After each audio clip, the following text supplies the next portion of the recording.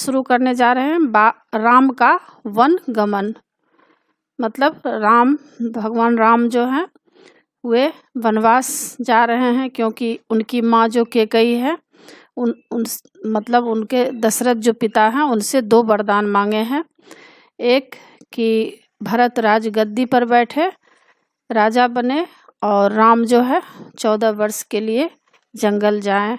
तो राम इस बात का पालन कर रहे हैं, अपने पिता के वचन का पालन कर रहे हैं और राम वन के लिए प्रस्थान कर रहे हैं। तो इस पाठ में यही दिखाया गया है बच्चों। पाठ शुरू करती हूँ। कोप भवन के घटनाक्रम की जानकारी बाहर किसी को नहीं थी। मतलब कोप भवन क्या होता है? कोप भवन होता है नाराजगी, मतलब गुस्सा प्रकट करने के लिए बनाया गया एक भवन होता है। तो कोप भवन के घटनाक्रम की जानकारी बाहर किसी को नहीं थी, यानी कोप भवन में क्या हो रहा है यह सब कोई नहीं जान रहे थे, क्योंकि उस समय चारों तरफ खुशियों का माहौल था कि राम जो है राजा बनेंगे। चारों तरफ अयोध्या में खुशियों का लहर छा गया था और सारे लोग जो हैं इस फंक्शन में, आयोजन में भाग लेने के लिए उत्साहित थे। लेकिन कोप भवन में जो है कैकेयी चली गई हैं और राजा दशरथ से 2 वरदान मांग रही हैं। तो इस बात की किसी को जानकारी नहीं थी। यद्यपि सभी सारी रात जागे थे, कैकेयी अपनी जिद पर अड़ी हुई थी। जिद मतलब वो हट पकड़ ली थी। राजा दशरथ उन्हें समझाते हुए, नगरवासी राज्याभिषेक की तैयारी करते हुए, और गुरु वशिष्ठ की आंखों में भी नींद नहीं थी। और क्या हुआ, राजा दशरथ उन्हें समझा रहे हैं, लेकिन जो है कैकेयी मान नहीं रही है और नगरवासी राज्याभिषेक की तैयारी मतलब राज तिलक की तैयारी में लगे हुए हैं। गुरु वशिष्ठ की आंखों में भी नींद नहीं है। आखिर राम का अभिषेक था। दिन चढ़ते के साथ चहल पहल और बढ़ गई। हर व्यक्ति शुभ घड़ी की प्रतीक्षा में था। शुभ घड़ी मतलब कल्याणकारी जो घड़ी है, अच्छा क्षण है, उसके बारे में सबके मन में प्रतीक्षा थी। सारे लोग इंतजार कर रहे थे कि यह शुभ घड़ी कब आए जो राम राजा बनेंगे। महामंत्री सुमंत्र कुछ असहज थे और महामंत्री सुमंत्र जो हैं कुछ अस्वाभाविक जैसे थे। महर्षि के पास आए, दोनों ने महाराज के बारे में चर्चा की। पिछली शाम से किसी ने महाराज को नहीं देखा था। कुछ लोगों के लिए इसका कारण आयोजन की व्यस्तता थी।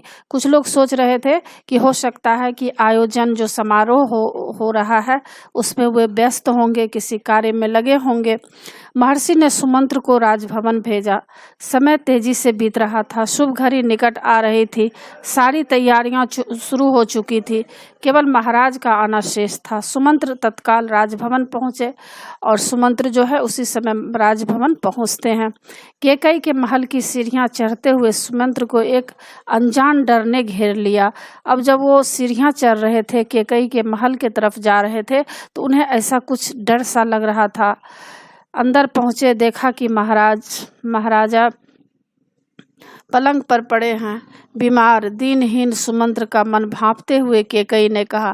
और जब सुमंत्र वहां पहुंचते हैं तो देखते हैं महाराज वहां पलंग पर पड़े हुए हैं, बीमार जैसे अवस्था में है। ऐसा लग रहा है कि बहुत ही दीनहीन मतलब बहुत ही दुखी अवस्था में वे पलंग पर पड़े हुए थे। सुमंत्र का मन भांपते हुए कैकेयी ने कहा, चिंता की कोई बात नहीं है मंत्रीवर। महाराज राज्याभिषेक के उत्साह में रात भर जागे हैं। वे बाहर निकलने से पूर्व राम से बात करना चाहते हैं। अब यहाँ पर कैकेयी उन्हें कह रही है कि चिंता की कोई बात नहीं है। महाराज जो है रात भर जगे हैं राज्याभिषेक के उत्साह में, और जब वे बाहर निकलेंगे तो वे राम से बात करेंगे। कैसी बात? सुमंत्र ने पूछा। मैं नहीं जानती। अपने मन की बात वे राम को नहीं बताएंगे, आप उन्हें बुला लाइए। अब वे कह रही हैं कि राम को आप बुला लाइए, वो आपको सारी बात बता देंगे। दशरथ ने बहुत क्षीण स्वर में राम को बुलाने की आज्ञा दी और दशरथ जी जो हैं बहुत ही धीमी स्वर में, कमजोर स्वर में राम को बुलाने के लिए आज्ञा देते हैं। सुमंत्र के मन में कई तरह की आशंकाएं मतलब शंका हो रही थी, पर वे उन्हें टालते रहे। राम के निवास के बाहर भारी भीड़ थी, लक्ष्मण भी वहीं थे।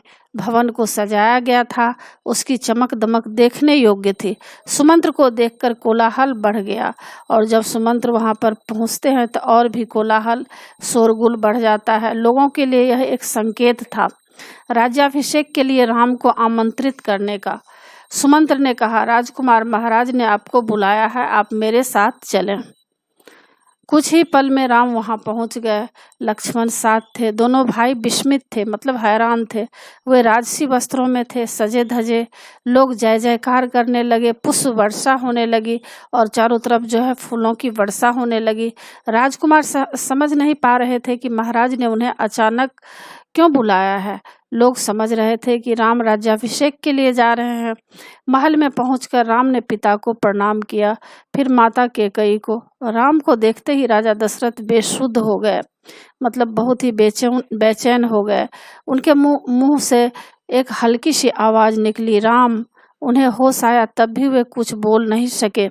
थोड़ी देर तक चुप्पी रही, असहज सन्नाटा, और वहां पर जो है अस्वाभाविक जैसा सन्नाटा छाया था। कोई कुछ नहीं बोला तो राम ने पिता से पूछा, क्या मुझसे कोई अपराध हुआ है? कोई कुछ बोलता क्यों नहीं? आप ही बताइए माते। महाराज दशरथ ने मुझे एक बार 2 वरदान दिए थे, मैंने कल ही रात वही 2 वर मांगे हैं, जिससे वे पीछे हट रहे हैं। अब माता कैकेयी कह रही है कि देखो महाराज दशरथ, मुझे 2 वरदान किसी समय दिए थे प्रसन्न होकर के, और मैं कल रात वही दोनों वरदान मांगी हूँ, जिससे वे पीछे हट रहे हैं। पर वे पीछे हट रहे हैं मतलब वे वरदान देना नहीं चाह रहे हैं। यह शास्त्र सम्मत नहीं है। मतलब वह कह रही है कि ऐसा जो दशरथ जी कर रहे हैं, हमें जो वरदान दोनों नहीं दे रहे हैं, वह शास्त्र के अनुकूल नहीं है। क्योंकि शास्त्र में भी लिखा हुआ है कि अगर कोई मुख से जो वचन निकालते हैं उसको पूरा करना चाहिए। रघुकुल की नीति के विरुद्ध है। कैकेयी ने बोलना जारी रखा, मैं चाहती हूँ कि राज्याभिषेक भरत का हो और तुम 14 वर्ष वन में रहो। महाराज यही बात तुमसे नहीं कह पा रहे हैं।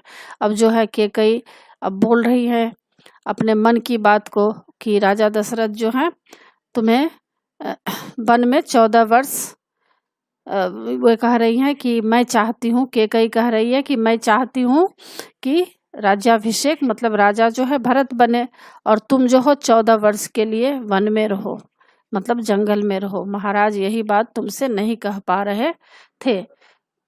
अब आगे कह रहे हैं कि राम संयत रहे, मतलब उचित सीमा में रहे, संयमित रहे। उन्होंने दृढ़ता से कहा, पिता का वचन अवश्य पूरा होगा। भारत को राजगद्दी दी जाए, मैं आज ही वन चला जाऊंगा। राम की शांत और सधी हुई वाणी सुनकर कैकेयी के चेहरे पर प्रसन्नता छा गई। उसकी मनोकामना पूर्ण हुई, यानी मन की जो इच्छा थी वह पूर्ण हुई, क्योंकि वह मन में सोची थी कि मेरा बेटा भरत राजा बने। तो राम जो है सहज भाव से इस बात को स्वीकार कर लिए हैं। राजा दशरथ चुपचाप सब कुछ देख रहे थे, स्पंदनहीन, मतलब बिना हिले डुले। कैकेयी की ओर देखते हुए उनके मुंह से बस एक ही शब्द निकला, धिक्कार। मतलब धिक्कार है ऐसा सोच पर। कैकेयी के महल से निकलकर राम सीधे अपने माँ के पास गए। उन्होंने माता कौशल्या को कैकेयी भवन का विवरण, जो हाल था, यह सब सुना दिया और अपना निर्णय सुनाया। राम वन जाएंगे। कौशल्या यह सुनकर सुध खो बैठी, मतलब बेचैन हो उठी। उन्हें कुछ सुध न रहा, ध्यान न रहा। लक्ष्मण अब तक शांत थे पर क्रोध से भरे हुए। राम ने समझाया और उनसे वन जाने की तैयारी के लिए कहा। कौशल्या का मन था कि राम को रोक लें, वन न जाने दें, राजगद्दी छोड़ दें, पर वह अयोध्या में रहे। अब जो है कौशल्या सोच रही थी कि भले ही जो राम जो है राजा नहीं बने, लेकिन वे बन ना जाएं और अयोध्या में ही रहे। क्योंकि कोई भी माँ जो होती है ऐसा सोच ही सकती है, ऐसा सोचती है कि उनका बच्चा जो है वन नहीं जाए, कोई कष्ट में ना, कष्ट भरे रास्ते में सफ़र ना करें। क्योंकि 14 वर्ष की बात थी, 1-2 दिन की भी बात नहीं थी।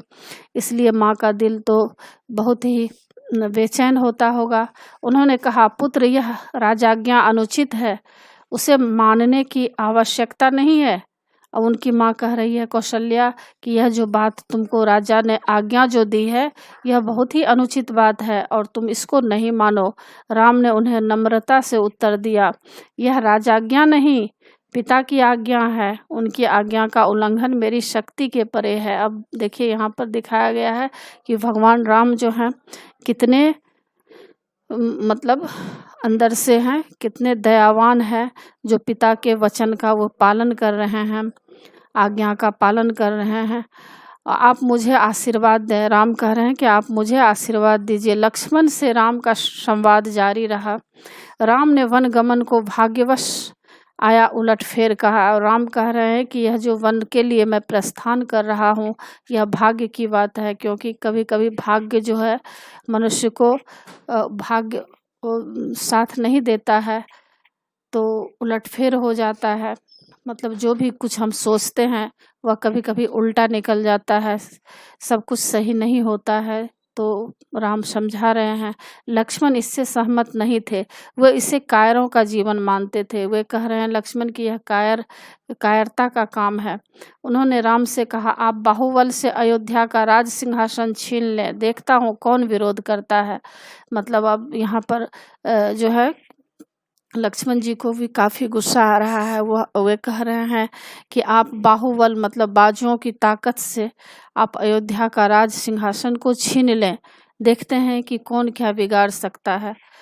अधर्म का सिंहासन मुझे नहीं चाहिए। राम कह रहे हैं कि यह अधर्म का सिंहासन होगा। अगर मैं किसी को बाजुओं की ताकत से, अपने बल से, पौरुष से अगर मैं यह छीनता हूँ तो यह बहुत ही अधर्म का काम है और मैं कभी भी अधर्म का काम नहीं कर सकता हूँ। मैं वन जाऊँगा, मेरे लिए तो जैसा राज सिंहासन वैसा ही वन। क्योंकि राम जो है सुख दुख, मान हानि, लाभ, यश अपयश सब में समान रहते हैं। उन्हें थोड़ा सा भी उनका मन विचलित नहीं हुआ है। तो इस पाठ में यही दिखाया गया है कि कभी भी अगर दुख की घड़ी आती है तो मनुष्य को विवेक से काम लेना चाहिए, सहज रहना चाहिए और कभी भी विचलित नहीं होना चाहिए। कौशल्या ने स्वयं को संभाला, उठी और राम को गले लगा लिया। वे राम के साथ वन जाना चाहती थी। राम ने मना कर दिया, कहा कि वृद्ध पिता को आपके सहारे की अधिक आवश्यकता है। कौशल्या ने राम को विदा करते हुए कहा, जाओ पुत्र, 10 दिशाएं तुम्हारे लिए मंगलकारी हो। अब माँ कौशल्या उन्हें आशीर्वाद दे रही हैं कि तुम जहाँ भी जाओगे हर जगह तुम्हारा मंगल हो, शुभ हो, मैं तुम्हारे लौटने तक जीवित रहूंगी। कौशल्या भवन से निकलकर राम सीता के पास गए, सारा हाल बताया और कौशल्या जो है भवन से निकलकर राम सीता के पास जाती हैं और सारा हाल बताती हैं। विदा मांगी, माता पिता की आयु का उल्लेख किया, उनकी सेवा करने का आग्रह किया। कहा, प्रिय तुम निराश मत होना, 14 वर्ष के बाद हम फिर मिलेंगे। राम के वनगमन का समाचार तब तक सीता के पास नहीं पहुंचा था। राम को देखकर कुछ आशंका हुई। अब जो है यह सब बात जो भी हो रही थी सीता तक इस बात का खबर नहीं था, लेकिन सीता के मन में कुछ आशंका हुई थी, अनिष्ट मतलब हानि की। राम ने विदा मांगी तो सीता व्याकुल हो गई। अब राम जब वन के लिए तैयार हो गए और विदा मांगे तो उस क्षण सीता बहुत ही व्याकुल हो जाती हैं और क्रोधित भी होती हैं। निर्णय पर प्रतिवाद किया। राम नहीं माने तो सीता ने उनके साथ जंगल जाने का प्रस्ताव किया और सीता कह रही हैं कि नहीं, मुझे भी आपके साथ वन जाना होगा। सीता ने कहा, मेरे पिता का आदेश है मतलब आज्ञा है कि मैं छाया की तरह हमेशा आपके साथ रहूं। और यहाँ पर सीता कह रही हैं कि हमारे पिता जो हैं वे मुझे आदेश दिए हैं कि मैं आपका हमेशा छाया की तरह बनकर रहूंगी। मतलब कोई भी दुख आए सुख आए मैं हमेशा आपके साथ रहूंगी। अंततः राम को उनकी बात माननी पड़ी। तभी लक्ष्मण भी वहां आ गए, वह भी साथ जाने को तैयार थे। राम ने उन्हें इसकी स्वीकृति दे दी और लक्ष्मण को इजाज़त दे देते हैं। राम शीघ्र तैयारी करने को कहा। राम चाहते थे कि सीता वन न जाएं, अयोध्या में रहें। वे इसकी अनुमति दे चुके थे, फिर भी उन्होंने एक और प्रयास किया और राम चाहते थे क्योंकि वन में बहुत तरह का कष्ट उठाना पड़ेगा, वहाँ बहुत तरह के जीव जंतु रहते हैं, बहुत ही वहाँ पर, क्योंकि सीता इतना जो है महल में पली बढ़ी हैं, कभी दुख देखी नहीं है, तो उनको ऐसा लग रहा है कि किस तरह से सीता वन में दुख उठा पाएंगे।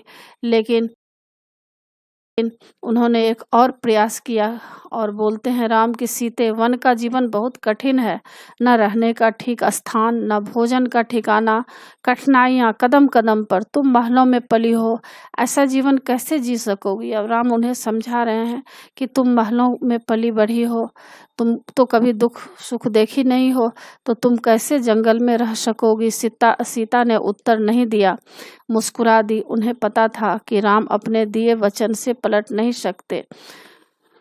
राम वन जा रहे हैं, यह समाचार पूरे नगर में फैल चुका था। नगरवासी दशरथ और कैकेयी को धिक्कार रहे थे, और राम जब वन के लिए जा रहे थे तो यह समाचार पूरे नगरवासी में फैल चुका था, और नगरवासी दशरथ और कैकेयी को धिक्कार रहे थे। जितने भी लोग थे सारे लोग दशरथ को और कैकेयी को धिक्कार रहे थे कि कैसे हैं ये लोग, उनसे घृणा कर रहे थे सारे लोग। कुछ देर पहले तक जहाँ उत्सव की तैयारियां थी वहाँ उदासी ने घर कर लिया, और चारों तरफ राम जब राजा बनने के लिए उनका राज तिलक होने वाला था, तो सारे लोग जो है तैयारियां में लगे थे, उत्सव मना रहे थे। लेकिन क्षण में पल में जो है उदासी छा जाती है। सड़कें गीली थी लोगों के आंसुओं से, और सारे लोग रो रहे थे, सबकी आंखों में आंसू थी, सबकी इच्छा थी कि राम सीता वन न जाएं। वे उन्हें रोकना चाहते थे पर बेबस थे। राम सीता और लक्ष्मण जंगल जाने से पहले पिता का आशीर्वाद लेने गए। महाराज दशरथ दर्द से कराह रहे थे, परेशान हो रहे थे। तीनों रानियां वहीं थी, मंत्री आसपास थे। मंत्रीगण रानी कैकेयी को अब भी समझा रहे थे, और मंत्रीगण जो वहाँ पर बैठे हुए हैं रानी कैकेयी को समझा रहे थे। क्षुब्ध थे पर तर्क का साथ नहीं छोड़ना चाहते थे। ज्ञान, दर्शन, नीति, रीति, परंपरा सबका हवाला दिया।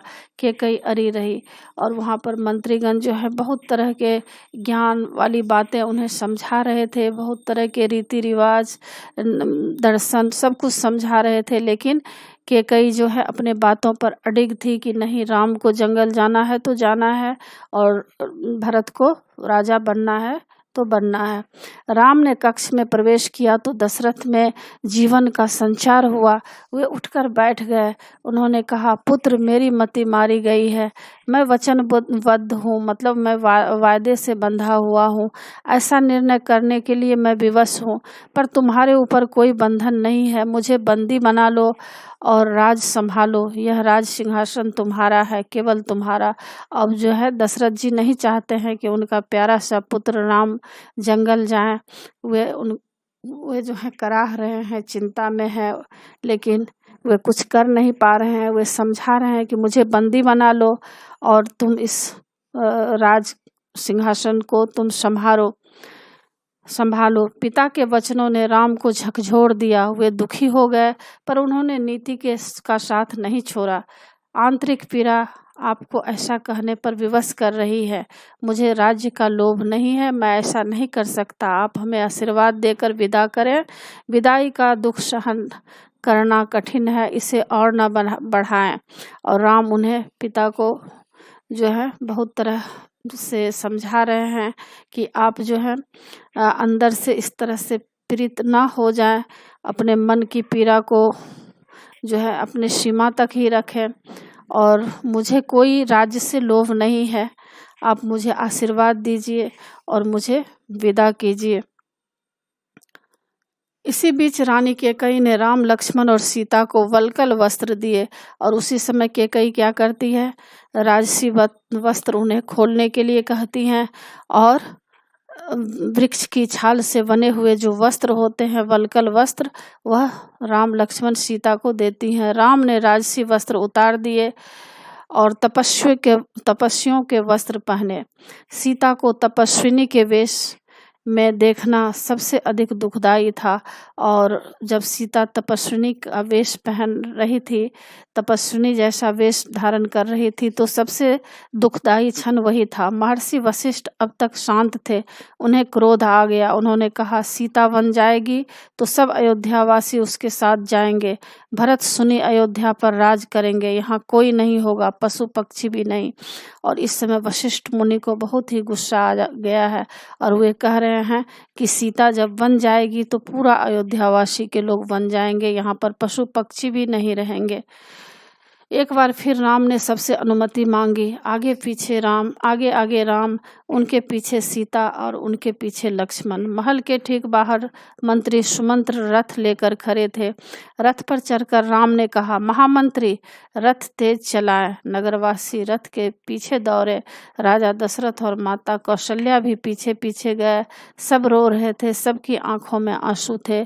पुरुष, महिलाएं, बूढ़े, जवान, बच्चे मीलों तक नंगे पांव दौड़ते रहे। राम यह दृश्य देखकर विचलित हो गए, भावुक भी। उनसे यह देखा नहीं जा रहा था। और क्या हुआ, वे जो है सुमंत्र को, मंत्री को कहते हैं कि आप रथ को और तेज गति से हाँक कर ले चले। मतलब वे जब देख रहे हैं कि अयोध्यावासी पीछे पीछे दौड़ते आ रहे हैं, माता दौड़ती आ रही हैं, सब लोग रो रहे हैं, सबके आंखों में आंसू बह रहे हैं, तो यह दृश्य राम को देखा नहीं जा रहा है। और राम है जो सुमंत्र को कह रहे हैं कि और रथ को तेजी से चलाओ ताकि जल्द से हम लोग ओझल हो जाएं अपने सीमा से, ताकि लोग हार जाएं, थककर पीछे छूट जाएं, घर लौट जाएं। राजा दशरथ लगातार रथ की दिशा में नजरें गड़ाए रहे, खड़े रहे जब तक रथ, यहाँ पर बच्चों देख सकते हैं, राम, सीता और लक्ष्मण वन के लिए प्रस्थान कर रहे हैं। आंखों से ओझल नहीं हो गया। रथ दिखना बंद हुआ तो वे धरती पर गिर पड़े। रथ दिन भर दौड़ता रहा। वन अभी दूर था। तमसा नदी के तट तक पहुँचते पहुँचते शाम हो गई थी और वनवासियों ने रात वहीं बिताई। अगली सुबह वे दक्षिण दिशा की ओर चले। हरे भरे खेतों के बीच से गोमती नदी पार करके राम, सीता और लक्ष्मण सई नदी के तट पर पहुंचे। महाराज दशरथ के राज्य की सीमा वहीं समाप्त होती थी। राम ने मुड़कर अपनी जन्मभूमि को देखा, उन्हें प्रणाम किया, कहा, हे जननी, अब 14 वर्ष बाद ही तुम्हारे दर्शन कर सकूंगा। और राम जो है अपने जन्मभूमि को प्रणाम कर रहे हैं कि हे जन्मभूमि, हे जननी माता, मैं अब 14 वर्ष के बाद ही आपका दर्शन कर सकूंगा। शाम होते होते वे गंगा के किनारे पहुँचे। श्रृंगवेरपुर गांव। निषाद राज गुह ने उनका स्वागत किया। राम ने रात वहीं विश्राम किया, गुहराज के अतिथि के रूप में। वन क्षेत्र आ गया था नदी के पार। अगली सुबह राम ने महामंत्री को समझा बुझाकर वापस भेज दिया। दोनों राजकुमार और सीता ने नाव से नदी पार की। सुमंत्र तट पर खड़े रहे वनवासियों के उस पार उतरने तक। और जो है राम, लक्ष्मण, सीता जब तक उस पार उतरते हैं तब तक सुमंत्र वहां खड़े होकर तट पर देखते रहे हैं। उसके बाद वे अयोध्या लौट आए। सुमंत्र का खाली रथ अयोध्या पहुंचा तो लोगों ने उसे घेर लिया। वे राम के बारे में जानना चाहते थे। सुमंत्र बिना कुछ बोले सीधे राजभवन चले गए। और सुमंत्र जब रथ लेकर लौटते हैं तो अयोध्यावासी के मन में यह था कि हो सकता है राम, लक्ष्मण, सीता वापस आ जाएं। लेकिन जब खाली रथ आ रहा है तो सारे लोग दुखी हैं। और उसी समय सुमंत्र बिना कुछ बोले सीधे राजभवन चले जाते हैं। और राजा दशरथ कौशल्या भवन में थे, बेचैन थे, सुमंत्र की प्रतीक्षा में थे। उन्होंने कहा, महामंत्री, राम कहाँ है? सीता कैसी है? लक्ष्मण का क्या समाचार है? वे कहाँ रहते हैं? क्या खाते हैं? अब राजा दशरथ बहुत ही बेचैन अवस्था में थे, क्योंकि वे जानते थे कि जो पुत्र इस तरह से महल में पले बढ़े हैं, आज उन्हें कितना दुख का सामना करना पड़ रहा है। और सीता भी कितनी दुखी होगी, उन्हें किस तरह से वन का जीवन उन्हें कष्टकर लग रहा होगा। इसलिए वे महामंत्री से पूछते हैं सीता कैसी हैं, लक्ष्मण का क्या समाचार है, राम कहाँ है, कहाँ रहते हैं, क्या खाते हैं, इस तरह बेचैन होकर पूछ रहे हैं। सुमंत्र की आंखों में आंसू थे। उन्होंने एक एक कर महाराज के सभी प्रश्नों का उत्तर दिया। सुमंत्र को पता था कि दशरथ को इन उत्तरों से संतोष नहीं होगा। महाराज की बेचैनी बनी रही, बढ़ती गई। वन गमन के 6ठे दिन दशरथ ने प्राण त्याग दिए। और वन गमन मतलब जिस दिन राम वन गए हैं उसके 6ठे दिन राजा दशरथ की मृत्यु हो जाती है। राम का वियोग उनसे सहा नहीं गया। दूसरे दिन महर्षि वशिष्ठ ने मंत्री परिषद से चर्चा की। सबकी राय थी कि राजगद्दी खाली नहीं रहनी चाहिए। तय हुआ कि भरत को तत्काल अयोध्या बुलाया जाए। घुड़सवार दूत रवाना किए गए इस निर्देश के साथ कि उन्हें अयोध्या की घटनाओं के संबंध में मौन रहना है। और क्या हुआ, सारे लोग जो हैं, विचार यही हुआ कि घुड़सवार दूत को रवाना किया गया और सब उनको निर्देश दिया गया दूत को कि अयोध्या में जो घटनाएं हुई है इसके बारे में भरत को जानकारी नहीं देना है। तो इसी के साथ बच्चों पाठ की समाप्ति होती है। आशा है आप लोगों को सारा पाठ अच्छी तरह समझ में आ गया होगा।